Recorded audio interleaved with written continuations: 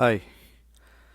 Weekend ஆச்சுனாலே இல்லை வீட்டில் சும்மா இருக்கிற நேரத்தில் அம்மாவுக்கு இந்த மாதிரி குக்கரில் ஸ்க்ரூ டைட் பண்ணி கொடுத்து ஹெல்ப் பண்ணுறது, அதே மாதிரி வீட்டில் வந்துட்டு லீக் ஆகிட்டு இருக்கிற டேப்பை வந்துட்டு நம்மளே ஓப்பன் பண்ணி அதோட வாஷரை செட் பண்ணுறது, அதோட ஃபிட்டிங்ஸை டைட் பண்ணுறது, அது இல்லாமல் மெயினாக ஃபேனை கலட்டி இந்த மாதிரி பிரித்து கழுவி தொடச்சி கெப்பாசிட்டரை நம்மளே மாற்றி, அது போக ஏசியில் இருக்கிற ஃபில்டரை ரிமூவ் பண்ணி ஃபில்டரை கழுவி ஃபில்டரை மாற்றி, இந்த மாதிரி நிறைய வேலைகள் நம்ம வீட்டிலையே நமக்கு நாமே பண்ணிகிட்ருப்போம்.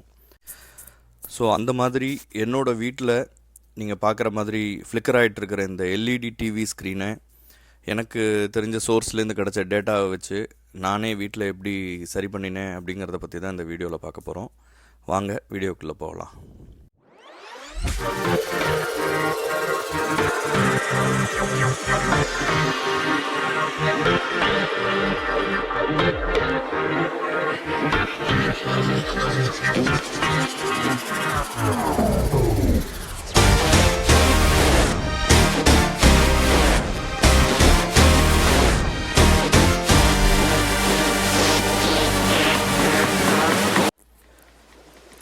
ஸோ நாம் இன்றைக்கி ஃபிக்ஸ் பண்ண போகிற இந்த டிவியோட மாடல் இது தான், ஹைசென்ஸ் பிராண்டோடது. ஸோ ஃபஸ்ட்டு இதை வால் மவுண்ட்லேருந்து ரிலீஸ் பண்ணிவிட்டு அதோட சாக்கெட்லாம் ரிமூவ் பண்ணிவிட்டு தென் ஸ்க்ரூவை வந்து ரிமூவ் பண்ண ஸ்டார்ட் பண்ணியிருக்கேன். ஸோ கிட்டத்தட்ட ஒரு 23 ஸ்க்ரூக்கு மேலே இருந்தது. 1 by 1 வந்துட்டு ரொம்ப பொறுமையாக எடுத்து அதை பத்திரமா சேஃபாக வச்சுருக்கிறதுக்கு ரொம்ப பெரிய சிரமமாக இருந்தது. பட் எனிவே அதை ஃபைனலாக ரிமூவ் பண்ணியாச்சு. எல்லா ஸ்க்ரூவையும் ரிமூவ் பண்ணிவிட்டு இப்போ நம்ம ஓப்பன் பண்ண போகிறோம் நம்மளோட பேனலை.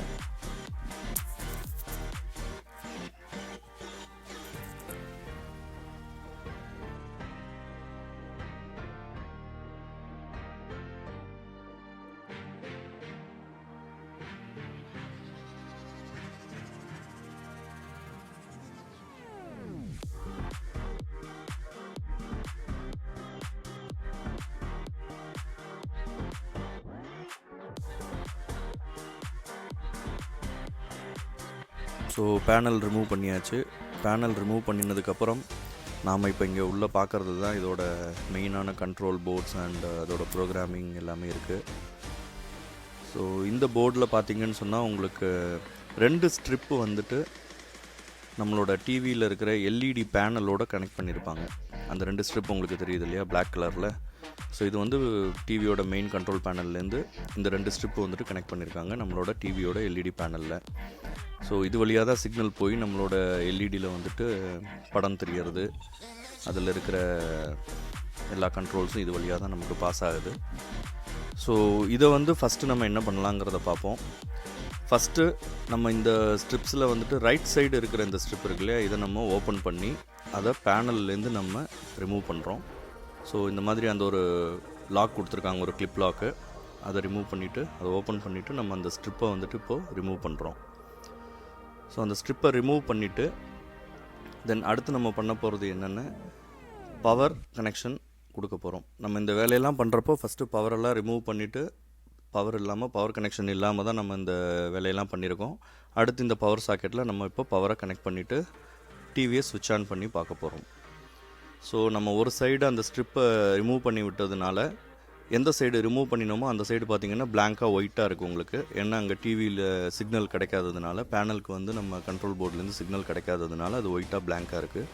சிக்னல் கிடைக்கிற சைடு பார்த்திங்கன்னா உங்களுக்கு விஷுவல் வந்துருச்சு. அதில் இமேஜ் வந்து எந்த ஃப்ளிக்கரும் இல்லை, நார்மலாக இருக்குது. ஸோ அந்த சைடு பேனலில் வந்துட்டு ப்ராப்ளம் இல்லைங்கிறது நமக்கு இதுலேருந்து தெரியுது.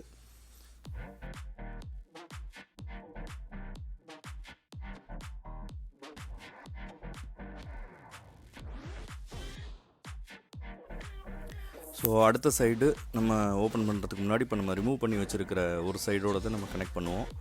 ஸோ அதை கனெக்ட் பண்ணுறப்போ பார்த்து கரெக்டாக பண்ணுங்கள். அதில் அவங்க என்னோட மாடல் டிவியில் வந்து அந்த கைட் லைன் கொடுத்துருக்காங்க, அந்த பிளாக் கலரில் ஒரு சின்ன லைன் தெரியுது இல்லையா, அந்த லைன் ஸ்ட்ரைட்டாக வர மாதிரி வச்சுட்டு அந்த கிளிப்பை லாக் பண்ணினோன்னா கரெக்டாக செட் ஆகிடுது.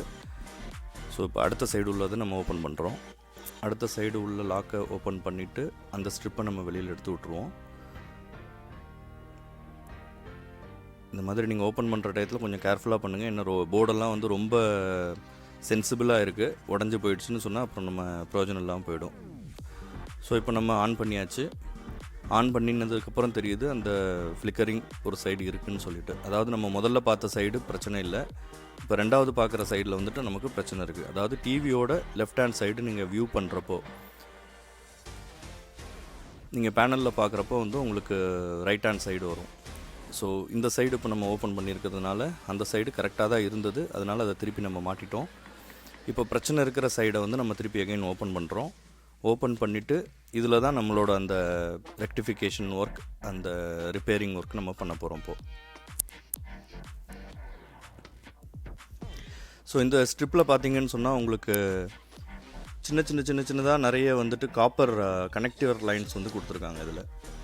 ஸோ நான் அதை ஃபுல்லாக எண்ணி பார்க்கல, எப்படியும் ஒரு 60-70 லைனுக்கு மேலே இருந்தது.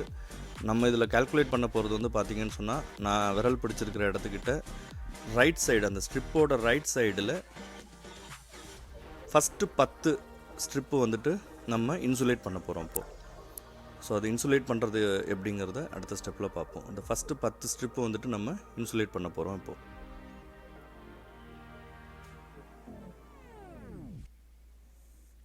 ஸோ இன்சுலேட் பண்ணுறதுக்கு நீங்கள் ஃபஸ்ட்டு அந்த ஸ்ட்ரிப் ஓப்பன் பண்ணி அதை ஒரு வெட் கிளாத்து லேசாக தொடச்சிக்கோங்க. மெதுவாக வெட் கிளாத்தோ இல்லை நார்மல் ஒரு டிஷ்யூ வச்சா தொடச்சிக்கோங்க.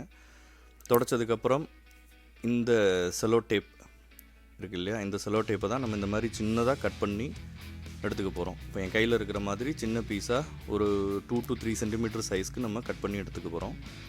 எடுத்துகிட்டு அந்த கட் பண்ணின டேப்பை அந்த ஃபஸ்ட்டு சொன்ன அந்த 10 காப்பர் ஸ்ட்ரிப்ஸ் வருதில்ல, அதை கவர் பண்ணி இன்சுலேட் பண்ண போகிறோம் இப்போ நம்ம. ஸோ இப்போ நம்ம வீடியோவில் நீங்கள் பார்க்குற மாதிரி ரொம்ப பொறுமையாக பண்ணணும். வேகமாக பண்ணினீங்கன்னு சொன்னால் அப்புறம் பண்ணுறதுல யூஸ் இல்லை. பொறுமையாக அதை கரெக்டாக செட் பண்ணி அந்த லைனுக்கு நேராக வச்சு ஃபினிஷ் பண்ணி விட்ருங்க. ஸோ ஃபினிஷ் பண்ணி நல்லா அழுத்தி ப்ரெஸ் பண்ணி விட்ருங்க. வேறு ஏதாவது எட்ஜஸ் அதில் சைடில் இருந்ததுன்னு சொன்னால் அதை ரிமூவ் பண்ணி விட்ருங்க சிசர்ட்டு லைட்டாக. ஸோ இப்போ நம்ம இன்சுலேட் பண்ணின அந்த ஸ்ட்ரிப்பை வந்துட்டு எகெயின் அதோட சாக்கெட்டில் நம்ம கனெக்ட் பண்ண போகிறோம்.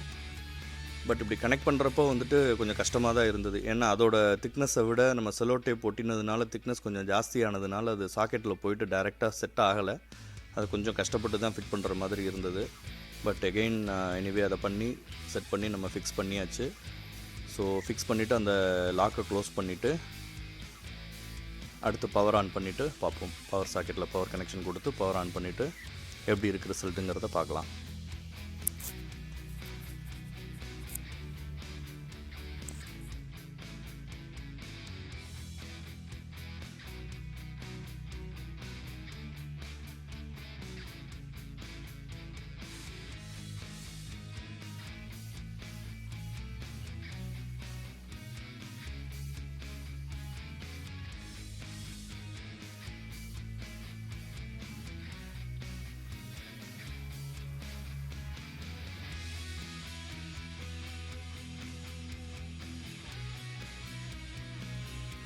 ஸோ இப்போ பவர் ஆன் பண்ணியாச்சு.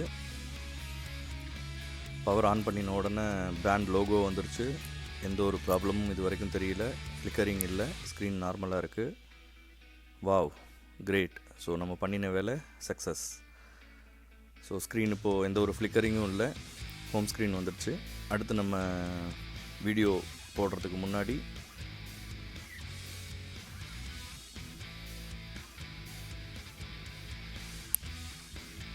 ஸோ அதை செக் பண்ணலான்னு சொல்லிவிட்டு அடுத்து ஜஸ்ட் ஒரு ஆப்போட ஸ்க்ரீன் ஓப்பன் பண்ணி பார்த்தேன். ஸோ அதுவும் கிளியராக இருக்குது, அதுலேயும் எந்த ஒரு ப்ராப்ளமும் தெரியல, எந்த ஒரு ஃப்ளிக்கரிங்கும் இல்லை. ஸோ நெக்ஸ்ட் ஸ்டெப் நம்ம இப்போ ரிமூவ் பண்ணி எல்லாம் திருப்பி ஃபிக்ஸ் பண்ணணும். அந்த 23 ஸ்க்ரூவையும் திருப்பி மாட்ட போகிறோம்.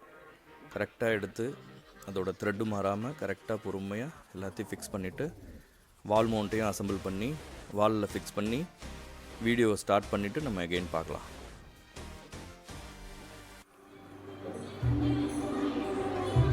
ஸோ நம்மளோட வீடியோ சக்ஸஸ், நம்மளோட எஃபர்ட் சக்ஸஸ்.